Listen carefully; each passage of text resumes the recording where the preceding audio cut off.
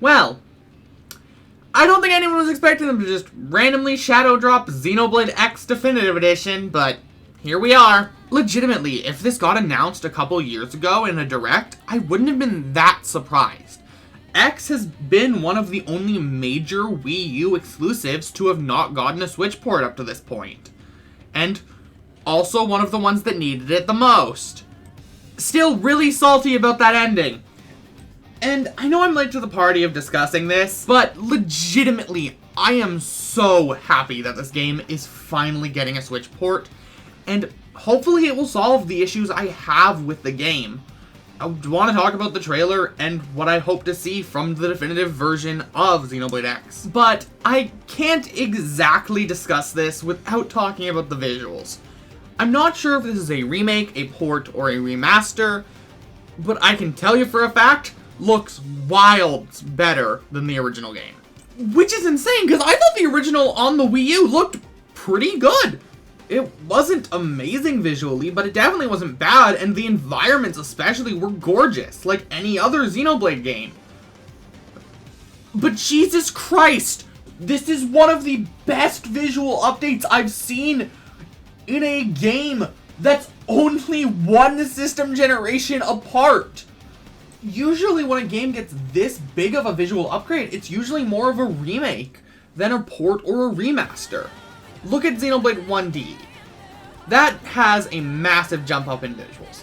And in its fairness, they redid most of the models and assets, and they look gorgeous. But for the most part, X seems to just have a new lighting engine. And that lighting engine looks gorgeous.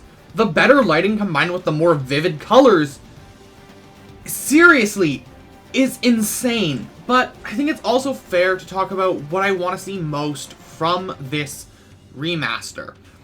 So let's talk about what feels like one of the worst issues of Xenoblade X, albeit not the worst. The tutorials. This game notoriously has some of the worst tutorials I have ever seen.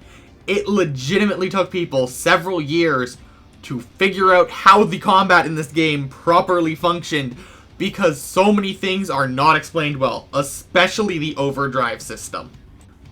Because it legitimately took 5 or 6 years for a good, understandable tutorial to come out about how to play this game. They did not explain it well in the slightest.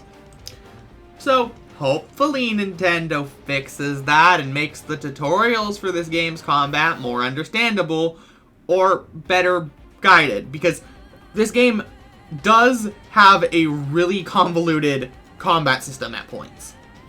Is it good if you understand it? Yes. Is it well explained?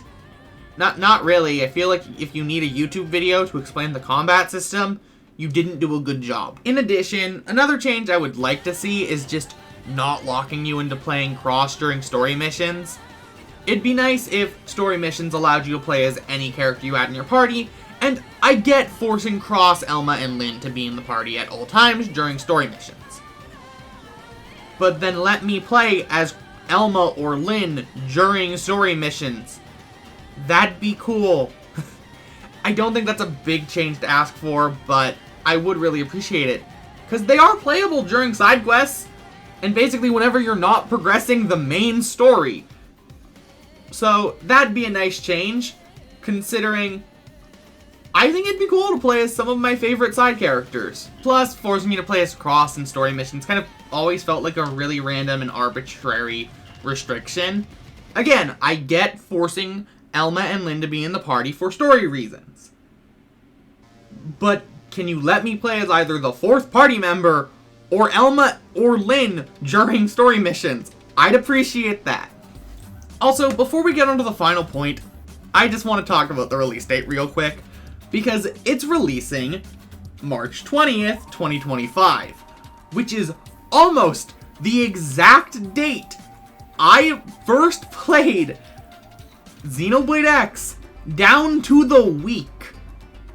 I played it in around when COVID started in 2020. So this game is coming out at almost the exact 5-year anniversary of me first playing this game. which is insanely cool. Either way, I think it's finally time to address the elephant in the room, because Xenoblade X has a major flaw. Its ending. And if it isn't obvious enough, major spoiler warnings for the entirety of the original Xenoblade X. Who thought it'd be a good idea to end the game on 2 separate cliffhangers and then never give us a sequel? Seriously, I love Monolith Soft. They have made incredible games with incredible stories. This is one of the stupidest decisions they have ever made. Because the game not only ends with, hey, the thing you've been working towards this entire game was pointless, because something else is up. We're never gonna tell you what, but something. And also, hey, remember that character that just died in the prior cutscene?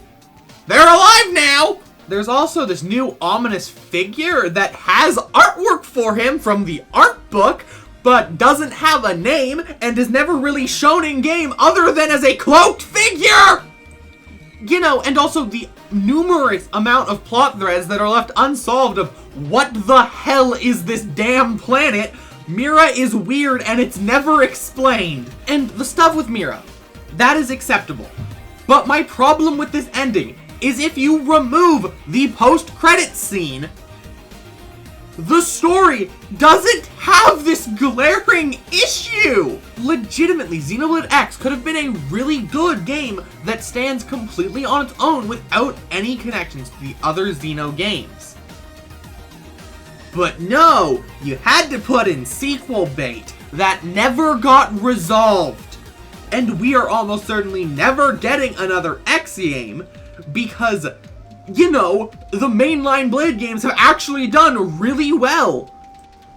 The main reason I've wanted an export is just so it can get like a 20-30 hour epilogue similar to Future Connected, Future Redeemed, or Torn of the Golden Country to wrap up the story.